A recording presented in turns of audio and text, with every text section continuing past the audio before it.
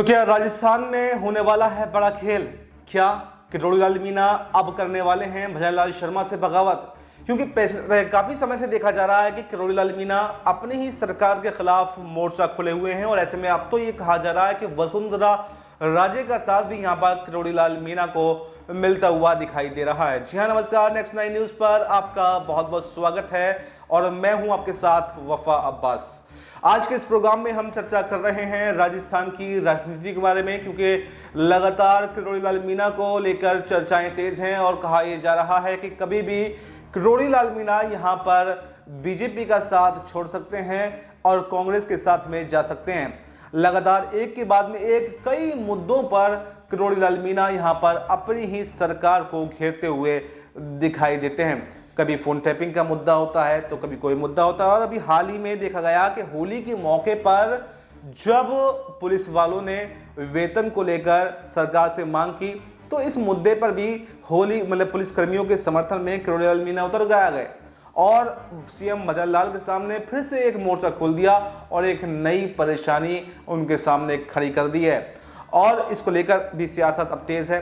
कहीं ना कहीं ये देखा जा रहा है कि अशोक गहलोत के सुर से सुर मिलाते हुए किरोड़ी लाल मीणा दिखाई दे रहे हैं, क्योंकि पहले यहाँ पर अशोक गहलोत जो है पुलिस कर्मियों के समर्थन में आए और सीएम भजन लाल शर्मा से बड़ी मांग की।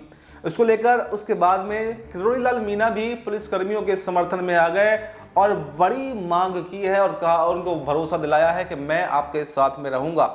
और किरोड़ी लाल मीणा कहा तो ये जाता है कि इन्हीं सब चीज़ों के लिए मशहूर हैं, इन्हीं सब चीज़ों के लिए फेमस हैं, इन्हीं के ऊपर उनका राजनीतिक जो करियर है वो टिका हुआ है। हमेशा से ही उन्होंने जनता के मुद्दों को उठाया है, चाहे अपनी सरकार हो चाहे विपक्ष की सरकार हो। लेकिन सवाल ये है कि आखिर बीजेपी उनको साइडलाइन क्यों कर रही है? जब वो अशोक गहलोत के खिलाफ भ्रष्टाचार के मुद्दों को उठाते थे, पेपर लीक के मुद्दों को उठाते थे, तब तो बीजेपी को बहुत अच्छा लगा करता था। लेकिन वही किरोड़ी लाल मीणा अब जब अपनी ही सरकार पर आरोप लगा रहे हैं, अपनी सरकार के खिलाफ मोर्चा खोल रहे हैं, तो यहाँ पर उनको बुरा लग रहा है। उनको कारण बताओ नोटिस भेज दिया जाता है और नोटिस तो छोड़िए, उनका सरकारी गाड़ी सरकारी बंगले का आवंटन तक रद्द कर दिया जाता है। और रद्द तो चलो उनके ही लेटर पर हेड पर हुआ, लेकिन मंत्री को अभी तक भी कोई दूसरी सरकारी गाड़ी या दूसरा सरकारी बंगला अभी तक भी आवंटित नहीं किया गया है। ऐसे में तरह तरह के सवाल राजस्थान की राजनीति में उभर करके आ रहे हैं। कोई कह रहा है कि किरोड़ी लाल मीणा को साइडलाइन बीजेपी कर चुकी है, बस ऑफिशियल ऐलान की बारी है। कोई कह रहा है कि किरोड़ी लाल मीणा खुद ही यहाँ पर बीजेपी को अलविदा कह सकते हैं, बस वो वसुंधरा राजे का जो अध्यक्ष पद का चुनाव होने वाला है उसका इंतजार देख रहे हैं।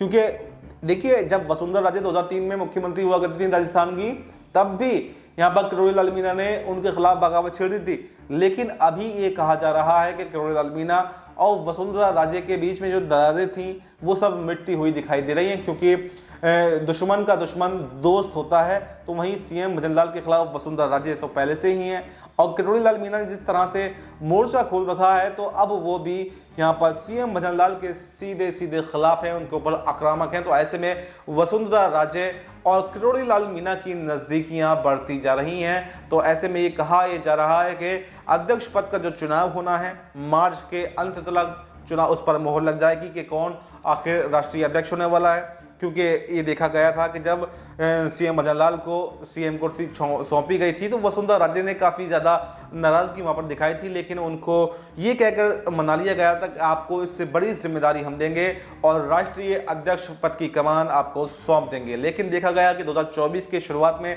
जैसे ही जेपी नड्डा का कार्यकाल समाप्त होता है तो लोकसभा चुनाव के मद्देनजर उसको 1 साल के लिए बढ़ा दिया जाता है। हालांकि अगर चाहते तो जब भी चुनाव करा सकते थे, वसुंधरा राजे को कमान सौंप सकते थे, लेकिन 1 साल के लिए कार्यकाल बढ़ा दिया जाता है और जनवरी 2025 में कार्यकाल फिर से समाप्त हो जाता है।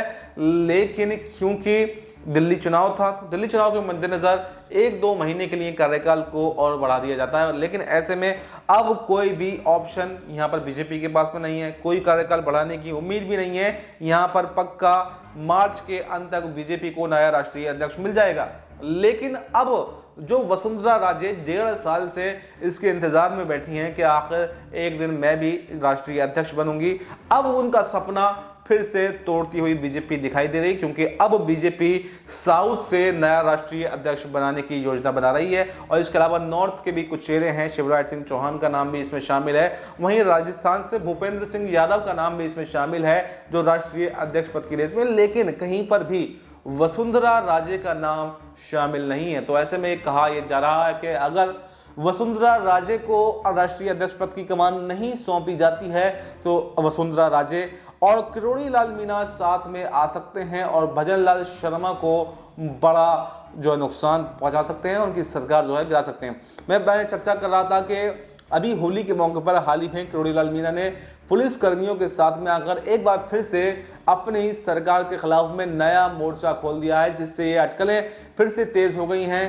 कि अब तो किरोड़ी लाल मीणा आर पार की स्थिति में आ चुके हैं। बस वो इंतजार कर रहे हैं सिर्फ एक चीज का, और वो है अध्यक्ष पद का चुनाव। जिस दिन अध्यक्ष पद का चुनाव फाइनल हो जाएगा, क्योंकि अभी भी वसुंधरा राजे के कहीं ना कहीं ये आस बची हुई है कि शायद जो सबको मतलब चकमा देकर वसुंधरा राजे पर भरोसा जता लें, क्योंकि लगातार वसुंधरा राजे की बैठकें जो हैं अमित शाह से भी चल रही हैं, जेपी नड्डा से भी चल रही हैं, प्रधानमंत्री नरेंद्र मोदी से भी चल रही हैं, लेकिन वसुंधरा राजे के नाम पर सहमति तो नहीं बन पा रही है। लेकिन जब फाइनल मोहर लगेगी ये तभी साफ हो पाएगा कि आखिर नया राष्ट्रीय अध्यक्ष कौन होने वाला है। क्योंकि जब जो रातों रात नए मुख्यमंत्री बनाए गए थे तब भी किसी को नहीं पता था कि सीएम बननलाल को मुख्यमंत्री बनाया जाने वाला है, मोहन यादव को मुख्यमंत्री बनाया जाने वाला है, या विष्णुदेव साय को मुख्यमंत्री बनाया जाने वाला है। तमाम जैसे अभी दिल्ली में चुनाव हुए तो दिल्ली में भी रेखा गुप्ता को रातों रात मुख्यमंत्री बना दिया।